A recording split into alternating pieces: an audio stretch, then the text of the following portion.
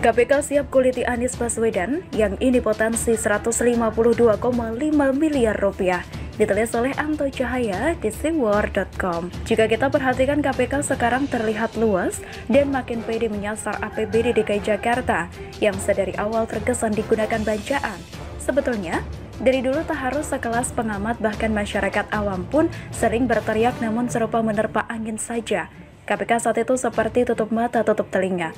Tidak dapat dipungkiri, keberanian KPK lebih menonjol sasar APBD DKI Jakarta sejak Novel Baswedan tersingkir dari lingkaran KPK, seperti yang telah diberitakan sebelumnya. Ketua Komisi Pemberantasan Korupsi memastikan akan meminta keterangan Gubernur DKI Jakarta Anies Baswedan dan Ketua DPRD DKI Prasetyo Edy Marsudi dalam penyidikan kasus dugaan korupsi pengadaan tanah di Muncul, Pondok Rangon, Jakarta Timur tahun 2019.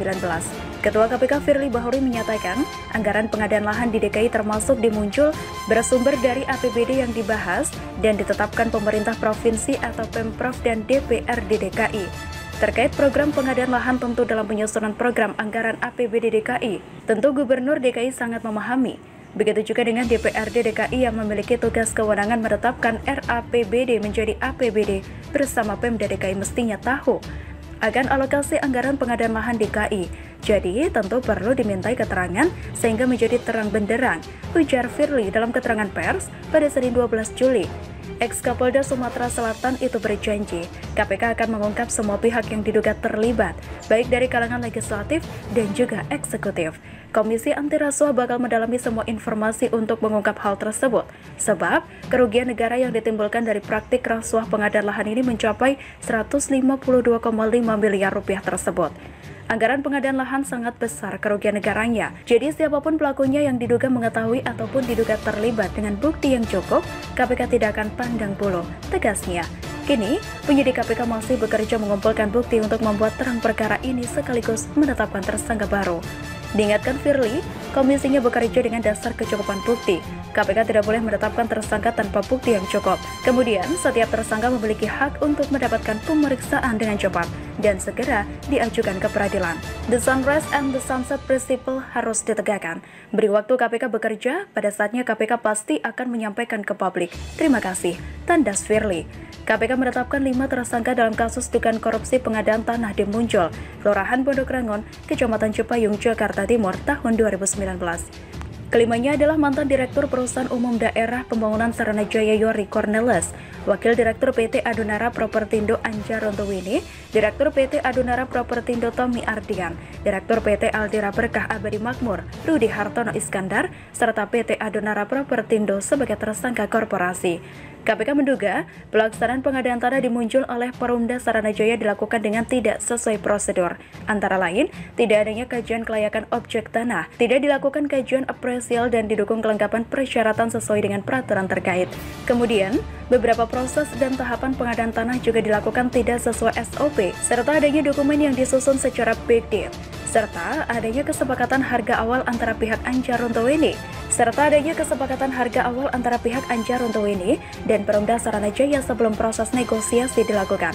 Atas perbuatan para tersangka, negara diduga dirugikan sedikitnya 152,5 miliar rupiah. Dan ini barangkali rangkaian yang akan menjadi bola salju Anies Baswedan dan kelompoknya. Dan kiranya masih banyak pekerjaan KPK khusus untuk melakukan penyidikan melalui APBD DKI Jakarta. Perlu diketahui, untuk anggaran 2019, Dewan Perwakilan Rakyat Daerah Provinsi DKI Jakarta mengesahkan rancangan peraturan daerah tentang perubahan APBD Provinsi DKI Jakarta tahun anggaran 2019 menjadi peraturan daerah. Besaran nilai perubahan APBD 2019 telah disepakati sebesar 86,89 triliun rupiah. Bagi saya ini seperti perangkap bagi Anies Baswedan yang dibuat terlena dengan besaran APBD yang tertinggi dibanding Pemprov lainnya sudah menjadi apa dan apa manfaat bagi warga DKI Jakarta. Dan masih banyak yang harus dibongkar APBD DKI Jakarta oleh KPK yang selama ini menjadi kembang lambe seantero negeri dan disinyalir banyak tikus yang bermain di dalamnya. Maka usai Anies Baswedan lengser di tahun 2022 nanti, nampaknya akan sibuk keluar masuk KPK sebagai saksi, kemudian tak menutup kemungkinan pintu tersangka akan terbuka. Sabar, kita tunggu tanggal mainnya. Demikian, salam. 2. KPK bakal periksa Anies dalam kasus lahan. Novel tambah tak tenang.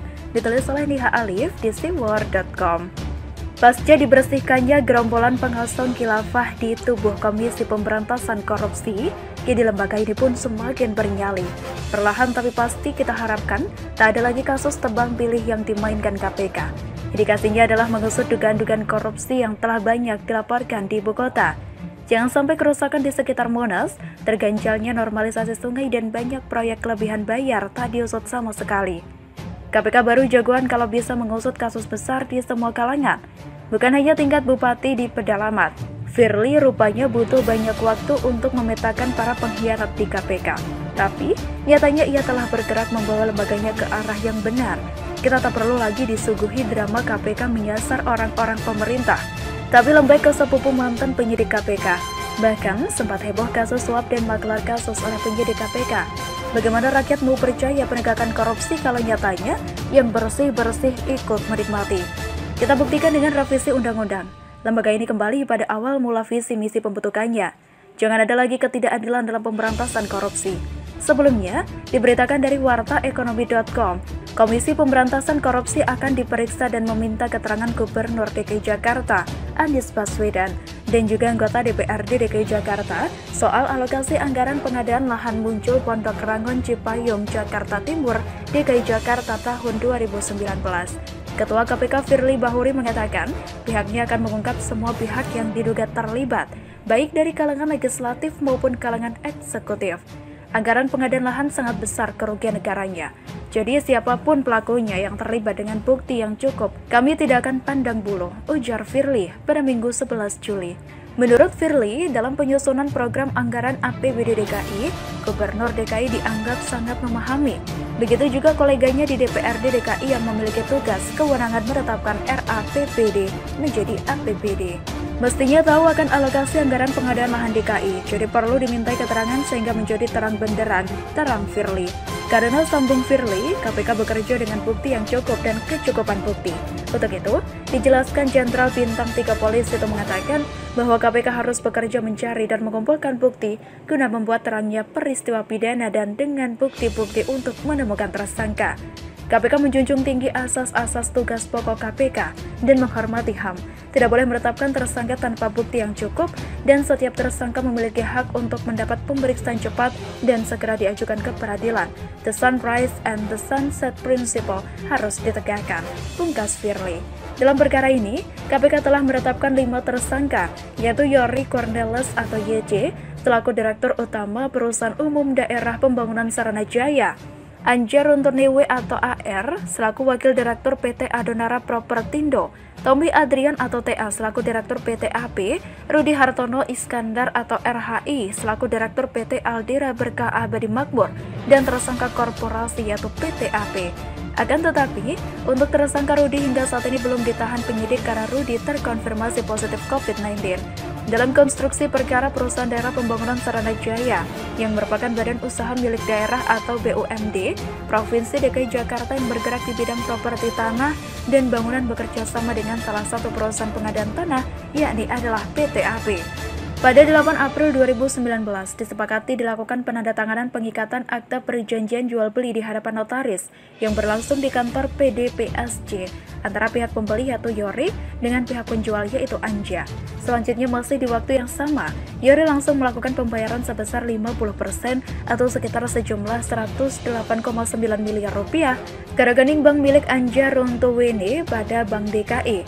Selang beberapa waktu kemudian, atas perintah Yori dilakukan pembayaran oleh PDPSJ kepada Anja sekitar sejumlah 43,5 miliar rupiah. Adapun, untuk pelaksanaan pengadaan tanah di Muncul tersebut diduga dilakukan secara melawan hukum, mulai dari tidak adanya kajian kelayakan terhadap objek tanah hingga tidak dilakukannya kajian apresial atau penilaian. Tidak hanya itu, transaksi jual beli itu juga tanpa didukung kelengkapan persyaratan sesuai dengan peraturan terkait. Proses dan tahapan pengadaan tanah juga diduga kuat dilakukan tidak sesuai SOP serta adanya dokumen yang disusun secara backdate. Dan adanya kesepakatan harga awal antara pihak Anja dan PDPSJ sebelum proses negosiasi dilakukan. Perbuatan para tersangka tersebut diduga telah mengakibatkan kerugian keuangan negara setidak-tidaknya sebesar 152,5 miliar rupiah. Di samping itu, penyidik juga menemukan adanya dugaan penggunaan sejumlah uang oleh Anja untuk kepentingan pribadi bersama dengan pihak terkait lainnya, antara lain untuk pembelian tanah dan pembelian kendaraan mewah. Penyidik pun juga telah menerima pengembalian uang sejumlah 10 miliar rupiah dari tersangka Anja dan juga Tommy. Kita harapkan penyelidikan kasus di DKI oleh KPK tak terhenti pada korupsi lahan saja. Masih banyak kasus-kasus lain yang perlu didalami, terutama fee Formula E yang jumlahnya fantastis. Ada juga proyek DP 0 rupiah, dugaan suap oleh pengembang reklamasi, dugaan markup jalur sepeda dan anggaran-anggaran tak masuk akal lainnya. Jangan berharap BPK bakal tegas karena mereka sudah terlihat tak objektif sejak zaman Ahok dulu. Kalau nanti suatu saat ternyata Anies masuk dalam daftar tersangka, ini artinya ia sengaja disembunyikan oleh sepupunya selama ini. Bagaimana bisa DKI yang APBD-nya hampir 90 triliun rupiah masih mengemis bantuan 5 miliar ke Kedubes untuk menangani COVID? Lantas uang segitu banyak untuk apa? Kemana Anies saat satu persatu anak buahnya diperiksa lantaran korupsi? Padahal, zaman Ahok dulu justru ia yang melaporkan anak buahnya ke kepolisian. Semoga saja ia tak termasuk tersangka korupsi itu sendiri, atau bakal jadi karma telak bagi Jakarta 58. Akhirnya kita tahu memilih pemimpin jangan hanya didasarkan modal santun seiman, tapi yang utama adalah integritas dan